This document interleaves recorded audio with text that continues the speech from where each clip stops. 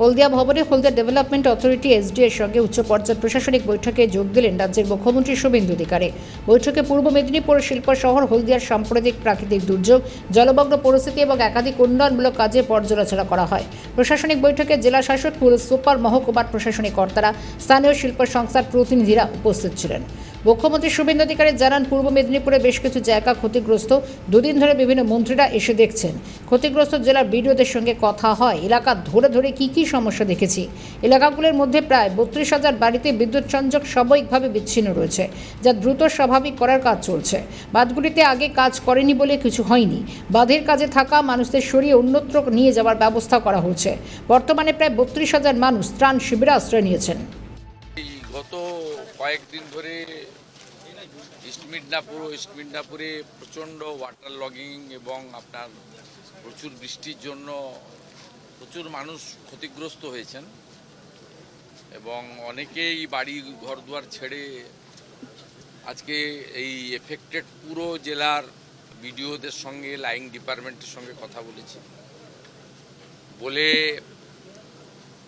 সবচেয়ে এখনও যে এফেক্টেড এলাকা রয়েছে হলদিয়া মিউনিসিপ্যালিটির 6টা ওয়ার্ড, সুতাহাটা ব্লকের 62টা মৌজা, হলদিয়া উন্নয়ন ব্লকের 2টো গ্রাম পঞ্চায়েত, মহিষাদলের 4-5টা গ্রাম পঞ্চায়েত, আর পটাশপুর 1-এর সিচুয়েশানটা একটু খারাপ আছে। তার সঙ্গে পার্ট অফ ভগবানপুর 1 আর চণ্ডীপুর। পুরো এলাকা ধরে ধরে আমি দীর্ঘক্ষণ ধরে 2 ঘন্টার বেশি একটু কাজ। আমি এখনও 32,000 বাড়িতে ইলেকট্রিক দেওয়া যায়নি। সেফটি আগে আমি বলেছি, সেফটি দেখে নিয়ে 32,000 বাড়িতে নিষ্প্রদীপ অর্থাৎ বিদ্যুৎ দেওয়া যায়নি। প্রদীপ বলবো না, তাদের অল্টারনেট রয়েছে, কিন্তু কেলেঘাইতে আপনার জল যে রেড লেভেল রয়েছে ডেঞ্জার জোনের উপর দিয়ে বইছে। বাঁধগুলো আমরা প্রি মনসুন কাজ করেছিলাম বলে বাঁধগুলো কিছু বাঁধের পার্শ্ববর্তী এলাকার লোককে প্রিকশনারি মেজার হিসেবে। মুখ্যমন্ত্রী জানান, পুলিশকে কিছু আলাদা রিলিফের কাজ করতে বলা হয়েছে। এছাড়া 15,000 রিলিফ কিট তৈরির নির্দেশ দেওয়া হয়েছে। শিবিরের আশ্রয় প্রার্থীরা বাড়ি ফেরার সময় তাদের 3 থেকে 5 দিনের রেশনের ব্যবস্থাও করা হচ্ছে। জলমগ্নতায় ক্ষতিগ্রস্ত কাঁচা বাড়িগুলোর জন্য 20,000 টাকা করে আর্থিক সাহায্য প্রদান করা হবে। কৃষিজমির ক্ষয়ক্ষতি মূল্যায়নে 5টি বিশেষ অ্যাসেসমেন্ট কমিটি গঠনের নির্দেশ দেওয়া হয়েছে কৃষি উদ্যান পালন দফতরকে।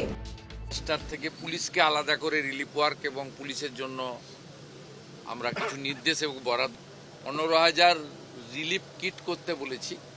যারা ক্যাম্পে আজ অবধি আছে তারা যখন বাড়িতে যাবেন তাদেরকে যেন মিনিমাম 3 থেকে 5 দিনের রেশন হাতে। যাদের কাঁচা বাড়ি আছে তাদের জন্য এখন গ্র্যান্ট আছে 20,000 টাকা করে হাউস ড্যামেজ হলে। আমি অ্যাসেসমেন্ট করতে বলেছি, ভিডিওরা অ্যাসেসমেন্ট করে লিস্ট দিক তাদের জন্য, এগ্রিকালচারের জন্য, হর্টিকালচারের জন্য আমি আলাদা প্যাকেজ সরকারের পক্ষ।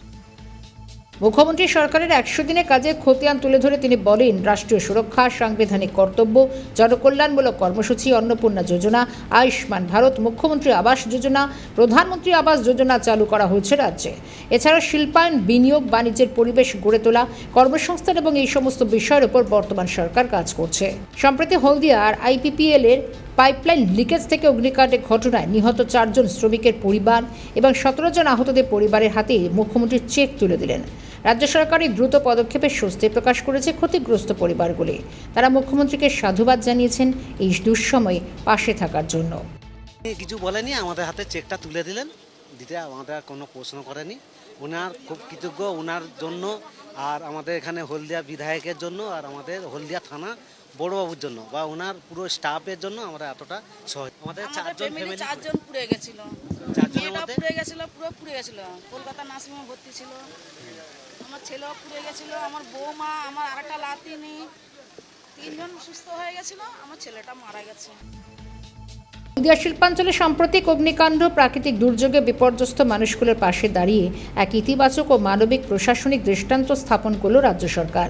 মুখ্যমন্ত্রীর এই সরাসরি উপস্থিতি, দ্রুত ক্ষতিপূরণ প্রদান এবং ত্রাণের সুনির্দিষ্ট ঘোষণা ক্ষতিগ্রস্ত পরিবারগুলোর মনে নতুন আশা ও আশ্বাসের সঞ্চার করেছে।